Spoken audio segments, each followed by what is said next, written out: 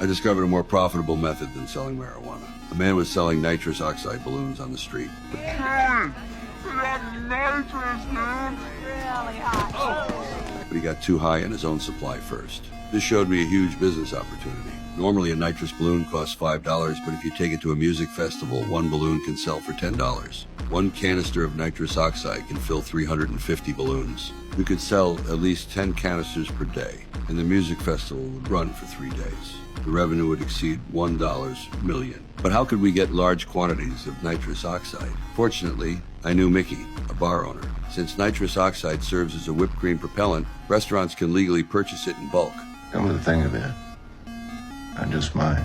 Soon, 10 large canisters of nitrous oxide were successfully obtained. Next came the sales operation. Bodie, the marijuana shop owner, brought along his fat security guard, and the driver served as additional sales staff. Thus, the Tulsa Team 1 startup crew was assembled. The music festival was packed with people. The driver transformed into an ace salesperson and quickly sold all 10 canisters of nitrous oxide. This $1 million came too easily. But the easier money is to earn, the greater the risk. Soon, 2 thugs approached, saying we couldn't set up shop there. Who the fuck said you could sit up here? The parking lot? No, like who gave you permission to sell? Nobody gave us permission to sell because we ain't asking for permission. Well, this is our territory. You want to buy something? Bye-bye.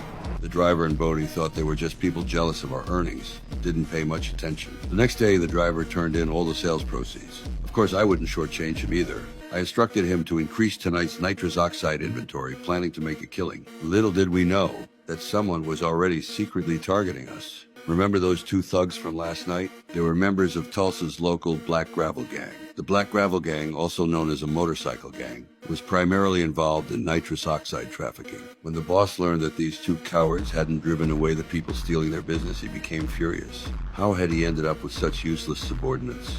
This is a threat to our very existence. Both worthless guys were beaten so badly their own mothers wouldn't recognize them. That night, the driver and others were setting up their stall when he suddenly noticed a group of burly men approaching aggressively. Without saying a word, they beat all my people to the ground. Back at the bar, this is what they looked like. I didn't blame them for losing the money and merchandise because this would make the brothers respect me even more. Mickey warned me that these people were not to be messed with. Not to be messed with so they can just rob my stuff freely? Don't think I only know how to fight and brawl. I read plenty of books in prison. You should know, thugs aren't scary, but educated thugs are terrifying. We're gonna go in there, we're gonna get our tanks, and then we're gonna get our money. If I don't win this battle, I'll never be able to establish myself in Tulsa again.